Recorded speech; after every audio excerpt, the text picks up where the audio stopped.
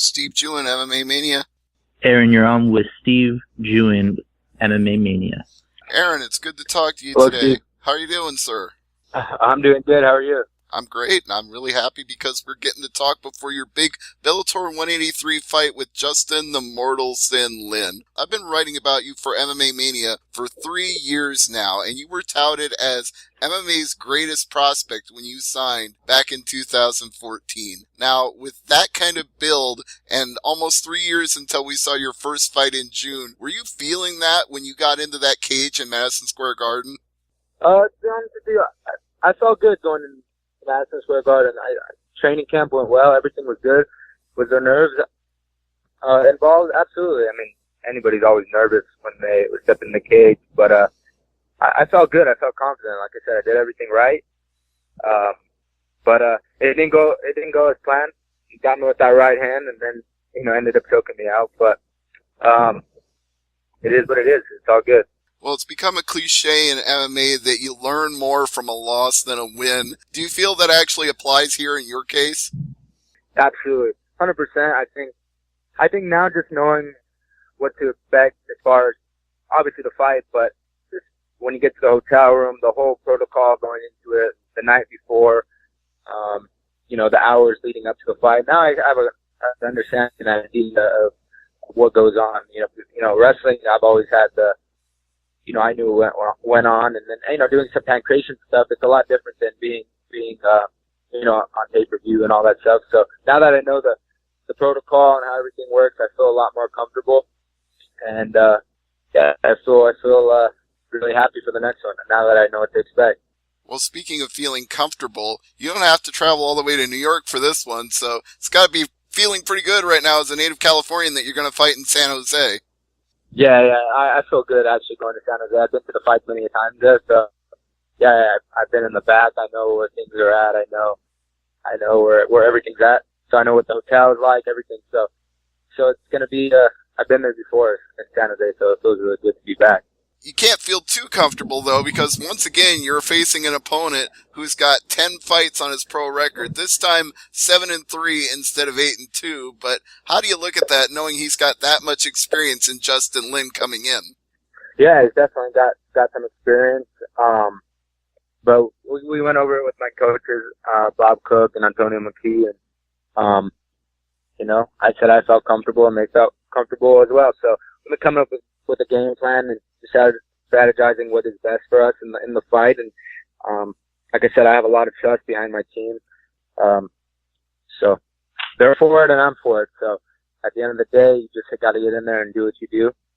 And anything can happen in the fight, but I'm confident in my abilities.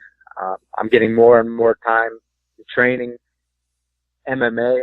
I mean, I had ACL surgery like a year and a half ago, so now I'm getting more months under my belt, more partners, different looks. So it's good. I feel a lot more comfortable this time going in. Well, you talked about your teammates, and I have to say, whenever I talk to AJ McKee, he always says, you're the hardest working guy and nobody busts more ass in the gym than you. Yeah, I mean, to be honest with you, I love what I do. I really enjoy it a lot. I love being able to just go to practice and do what you do, work hard. A lot of people are in the position that I'm in, so I take pride in that, and it's a good responsibility to be able to just go in there and train. I always say, there's some people that don't have the abilities that I have, and aren't born and blessed with the capabilities that I have. So it's kind of a shame not to work hard. So I've always kept that mentality since a little kid, and it's gotten me far. Oh, yeah, it has. I mean, people were talking about the fact that you were an Olympic hopeful at the same time you were an MMA prospect. So I've got to wonder, is that still in the future for you? Are you still thinking about the Olympics, say, in 2020? No, to be honest with you, I haven't even really thought about it. Being immersed in the MMA game, there's so much to learn. It's like I've always said it.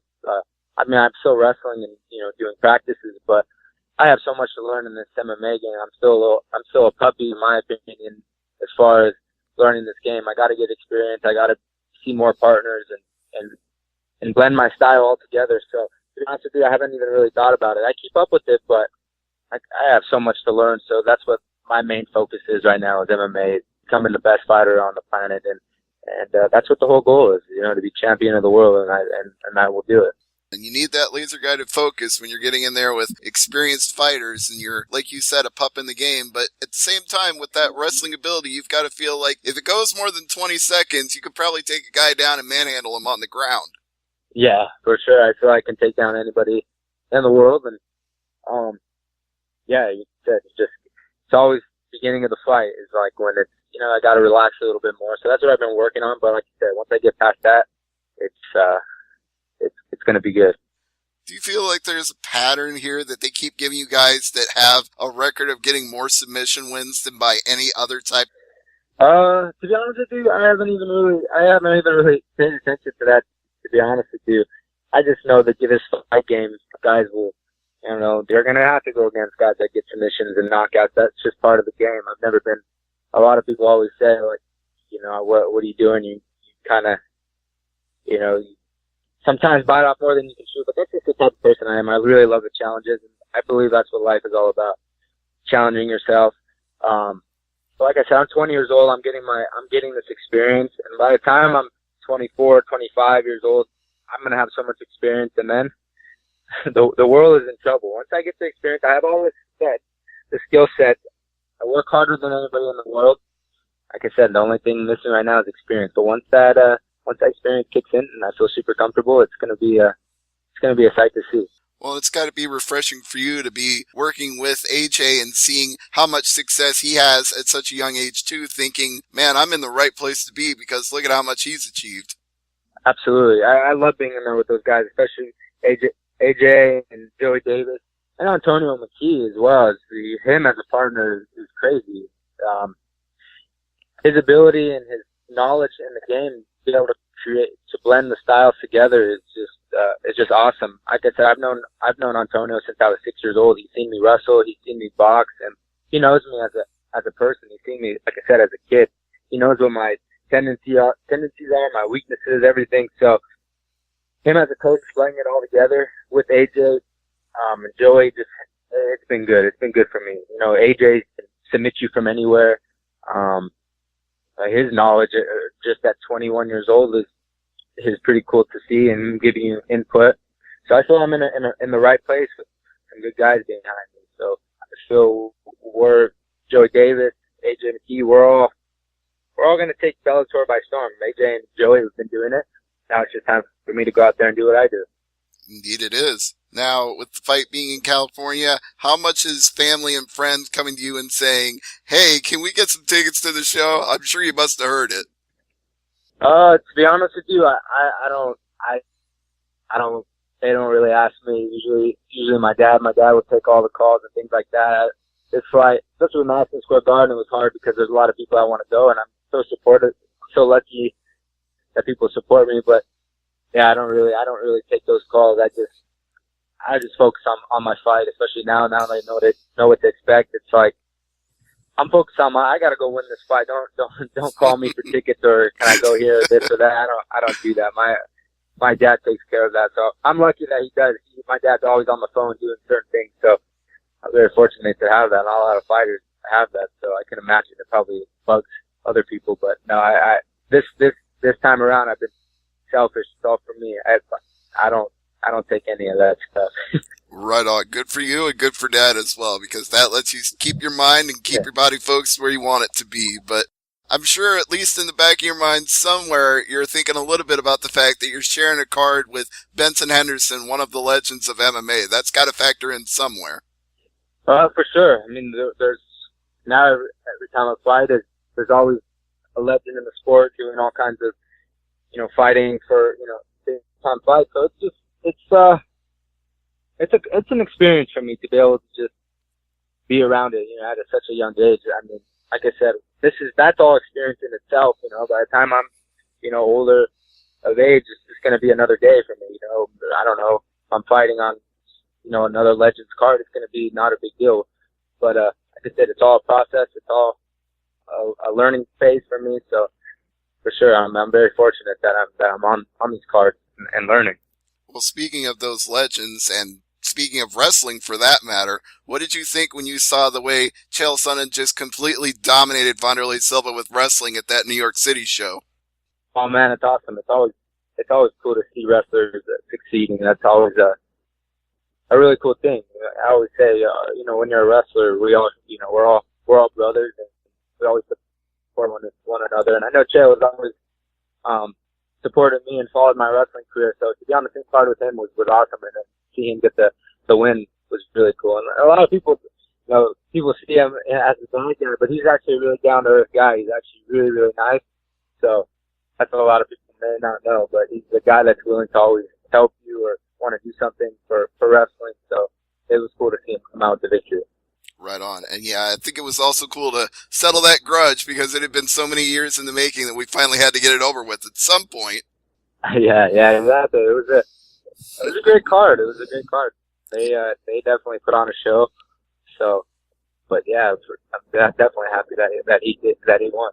Well, we're going to put on a show here in San Jose on September 23rd as well, with you fighting on the main card against Justin the Mortal Sin Lin. Any thoughts on that nickname? Because I didn't even know that he was the Mortal Sin until he popped up as your opponent.